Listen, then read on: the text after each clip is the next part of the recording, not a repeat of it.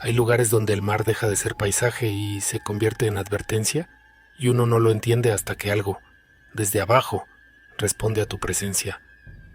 Esto que voy a contar no me pasó en mitad de una tormenta ni durante una noche de borrachera en el muelle, sino en una madrugada tranquila, cuando el océano parecía dormido. A veces, lo más inquietante no es lo que grita, sino lo que golpea en silencio, una y otra vez, como si midiera tu miedo. Antes de seguir, si te gustan este tipo de relatos que nacen del rumor del agua negra y de experiencias que nadie quiere repetir, te invito a dejar tu pulgar arriba y suscribirte al canal. Eso nos ayuda a seguir compartiendo historias que no aparecen en los mapas, ni en los partes meteorológicos. Ahora sí, escucha con atención porque el océano no olvida a quienes se confían. Nunca hicimos bombo de lo que nos ocurrió. Ni en el muelle, ni en el mercado donde vendíamos la pesca del día. Del gremio disfruta riéndose de cualquier desgracia ajena. Y a mí no me interesaba darles espectáculo, ni convertirme en el tema de bromas por supuestamente ver fantasmas en el mar. Solo se lo conté a una persona, a mi abuelo, que en paz descanse. Él también fue pescador toda su vida, de esos hombres curtidos por la sal, con la espalda encorvada y las manos siempre oliendo a red húmeda. Me escuchó sin interrumpirme. No se rió, no puso cara de duda. No me dijo que estaba cansado o sugestionado. Cuando terminé, se quedó mirando el suelo unos segundos, como si estuviera recordando algo que prefería no nombrar. Me dijo que esa parte de la costa siempre había sido traicionera, que las corrientes allá abajo se enroscan como serpientes y que más de una vez, botes pequeños se habían hundido sin dejar rastro. Luego bajó la voz y añadió que, tal vez, quienes se ahogaron alguna vez en ese punto no se fueron del todo, y que a veces intentan llevarse compañía. No supe qué responderle. Me limité a sentir con un nudo en el estómago que no tenía nada que ver con el mareo. Mi esposa reaccionó de forma muy distinta.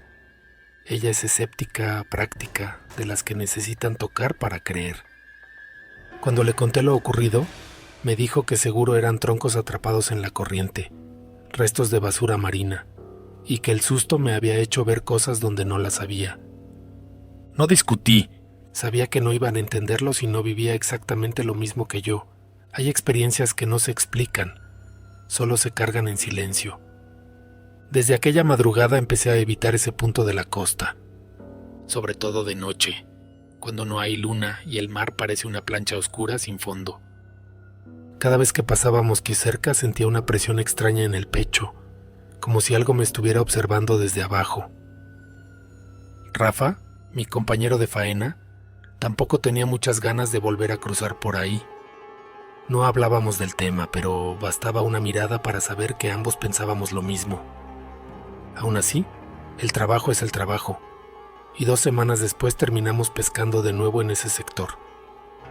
Era temprano, alrededor de las 5 de la mañana. Había luz de luna y el mar estaba relativamente calmado. Esa vez no ocurrió nada extraño, nada que pudiera señalar como una amenaza. Aún así, durante un par de meses viví con malos presentimientos. Me temblaban las manos cada vez que sentía un golpecito en el bote. El sonido seco contra la madera me hacía contener la respiración, esperando que no volviera a repetirse. Siempre aparecía una explicación lógica.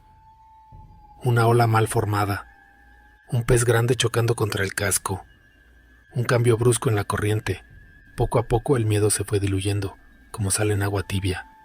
La rutina volvió a imponerse, y con ella la falsa sensación de control. Pero hay recuerdos que no se van, aunque uno los empuje al fondo. En retrospectiva, todavía no sé qué quiso volcarnos aquel amanecer.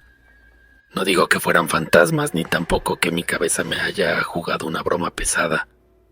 Lo único que sé es que algo nos golpeaba con un ritmo constante. No era errático, no era caótico. Era insistente, como si supiera exactamente dónde tocar. No parecía un animal, y eso es lo que más me inquieta al recordarlo. He visto ballenas, tiburones, bancos enteros de peces chocando contra el bote, y nada se siente así. Jamás he podido olvidar esos rostros hinchados bajo la luz de la linterna. formas humanas deformadas por el agua, bultos que se hundían justo cuando Rafa miró directamente hacia ellos. No hubo chapoteos, no hubo gritos, solo silencio y peso. Desde entonces aprendí algo que nunca aparece en los manuales de navegación. Si sientes que algo está intentando volcarte, recoge tus redes y vete de ahí. No intentes averiguar de qué se trata. El océano no siempre muestra lo que guarda. A veces solo avisa una vez. Creí que con eso había terminado todo. Que el mar ya había dicho lo que tenía que decir y nos había dejado ir por pura casualidad. Durante un tiempo incluso pensé que exageré, que el recuerdo se había deformado con los días, como ocurre con los sueños malos. Pero el océano no trabaja así. No cierra historias, las deja abiertas, flotando, esperando a que alguien vuelva a pasar por el mismo punto. La segunda historia no me ocurrió a mí. La escuché una noche, mientras limpiábamos redes en el muelle, con las manos entumecidas y la ropa aún húmeda. La contó Julián, un viejo lobo de mar que no suele hablar más de lo necesario. No lo dijo en voz alta. Se inclinó hacia nosotros como si temiera que el agua misma pudiera escucharlo. Y cuando empezó, el ruido del puerto pareció apagarse, como si todo se hubiera puesto a escuchar también. Julián llevaba décadas saliendo solo. Decía que el mar se comporta distinto cuando no hay testigos, que a veces se vuelve más sincero. Aquella noche navegaba lejos de la costa, donde el color del agua se vuelve casi negro, incluso de día. Era una faena corta, nada especial. El motor funcionaba bien, el cielo estaba despejado y no había viento. En cierto momento notó que el bote empezaba a perder velocidad, no de golpe, sino como si alguien lo estuviera sujetando desde abajo. Pensó en redes enganchadas, en algas, en cualquier cosa que tuviera sentido. Apagó el motor.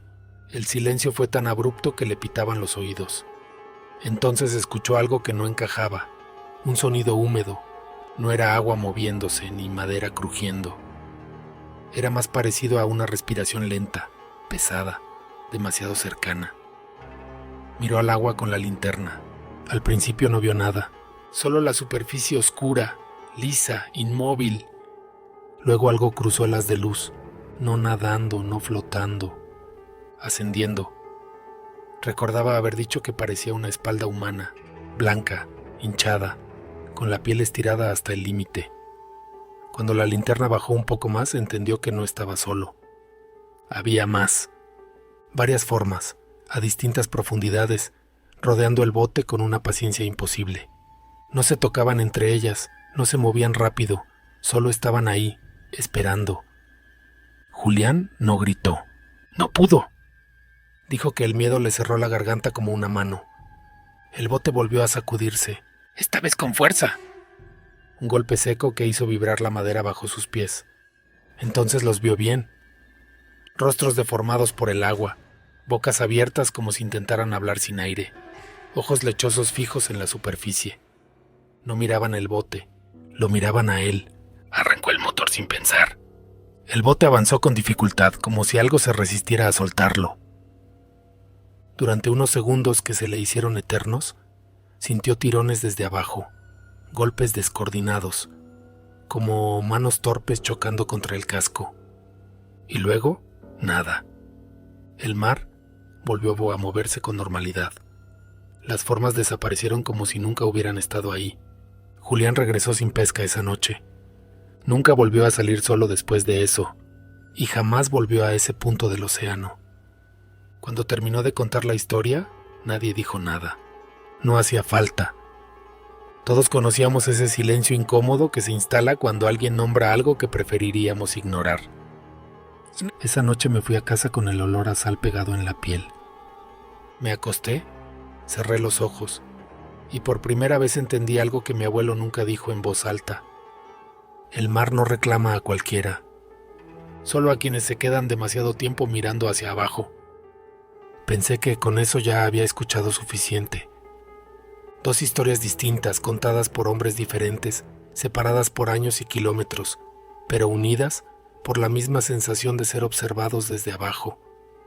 Quise creer que eran coincidencias, relatos exagerados, por el cansancio y la superstición que siempre acompaña a quienes pasan demasiadas horas en el mar. La tercera historia llegó sin aviso. No fue contada alrededor de una mesa ni en voz baja en el muelle.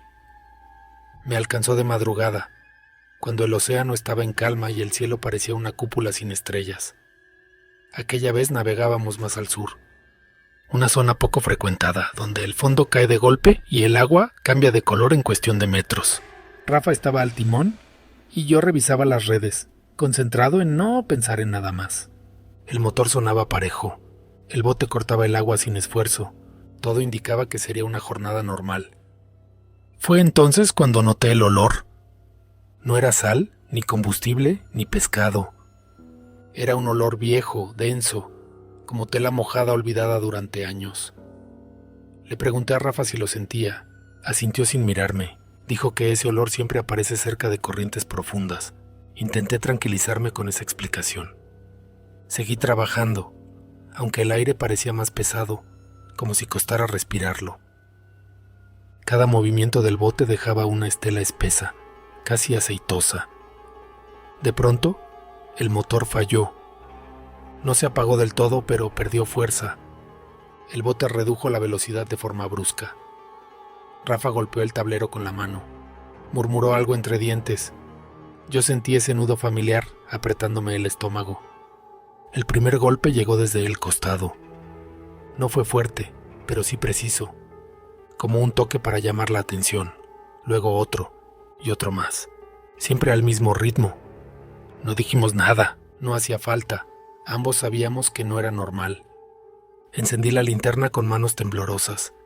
El haz de luz cortó la oscuridad y se hundió en el agua negra. Al principio solo vi partículas suspendidas girando lentamente. Después una forma. Luego otra. Y otra más. No estaban flotando, no estaban subiendo. Se mantenían a una distancia exacta del casco, acompañando el avance lento del bote. Rafa susurró mi nombre. Nunca lo había escuchado hablar así. Con miedo desnudo, sin intentar ocultarlo. Las linternas revelaron fragmentos. Un brazo demasiado largo, un rostro sin expresión, hinchado, con la boca abierta como si acabara de exhalar el último aire. El bote volvió a sacudirse, esta vez desde abajo, un empujón seco que nos hizo perder el equilibrio. Recordé las palabras de mi abuelo, recordé el relato de Julián, y entendí que no querían el bote. Nos querían a nosotros. Rafa intentó arrancar a toda potencia. El motor respondió, pero con dificultad, como si algo se aferrara a la hélice. El agua burbujeó alrededor, espesa, pesada. Entonces lo vi. No un rostro, no un cuerpo, algo más grande. Una sombra compacta que no reflejaba la luz, situada justo debajo del casco. Inmóvil, esperando, sentí un golpe final, más fuerte que los anteriores. El bote se inclinó peligrosamente hacia un lado. Grité que recogiera las redes, que nos fuéramos, que no mirara más. Rafa obedeció. Cortó sin pensarlo.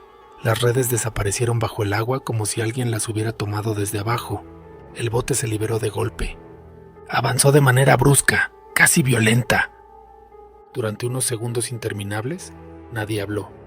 Cuando miré atrás, el mar estaba vacío, calmo, inofensivo.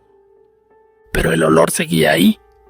Y también la certeza de que si hubiéramos tardado unos segundos más, esta historia la estaría contando otro. Durante días no hablamos de ello, ni Rafa ni yo, como si ponerlo en palabras pudiera hacer que regresara. Volvimos a pescar, claro. El mar no da tregua y la vida sigue incluso cuando algo se quiebra por dentro. Pero jamás regresamos a ese punto, ni a ningún otro que se le pareciera demasiado. Con el tiempo empecé a notar pequeños detalles, cosas que antes no me llamaban la atención. Marcas en el casco que no recordaba haber visto, golpes secos en noches tranquilas, el mismo olor viejo, apareciendo de repente y desapareciendo sin explicación. No eran constantes, eso es lo peor. Aparecían cuando uno bajaba la guardia. Una madrugada, mientras revisaba el bote amarrado en el muelle, encontré algo entre las cuerdas. Un trozo de red antigua, deshilachada, cubierta de algas secas. No era nuestra. La toqué. Estaba rígida, áspera, como si hubiera pasado demasiado tiempo bajo el agua. Al sacudirla cayó algo al suelo de madera. Un anzuelo oxidado, curvado de una forma extraña, como si hubiera sido forzado por algo que tiró con demasiada fuerza. Lo dejé ahí. No pregunté a nadie. No quería respuestas. Esa noche soñé con el mar, no con olas ni tormentas, sino con quietud absoluta. Soñé que flotaba boca abajo, mirando hacia el fondo, y que algo me observaba desde una distancia imposible de calcular. No tenía rostro, no lo necesitaba. Su presencia bastaba. Desperté empapado en sudor, con el mismo olor denso en la nariz. Tela mojada, sal vieja. Al amanecer fui a ver a mi esposa, no para contarle lo ocurrido, solo para asegurarme de que todo seguía en su lugar. Me preguntó si estaba bien. Le dije que sí. Mentí con facilidad. Con el paso de los meses, las historias empezaron a llegar solas. Un bote que no volvió. Una llamada cortada en mitad de la noche. Redes encontradas a la deriva, intactas, sin rastro de quienes las lanzaron. Nadie hablaba de fantasmas. Nadie los necesitaba. El silencio lo decía todo. Hoy, cuando alguien nuevo entra al gremio y pregunta por ciertos puntos del océano, bajó la voz.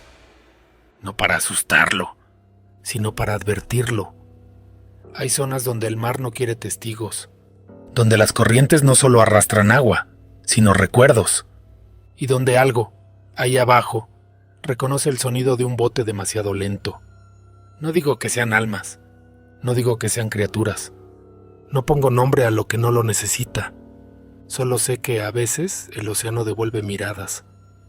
Y cuando lo hace, es porque ya te ha elegido. Si estos relatos te resultaron interesantes, por favor, apóyanos dejando tu pulgar arriba. Suscríbete para unirte a esta comunidad de terror a oscuras. Si consideras que este relato merece ser compartido, por favor, hazlo. Recuerda, la oscuridad siempre guarda secretos que esperan ser contados. Hasta pronto.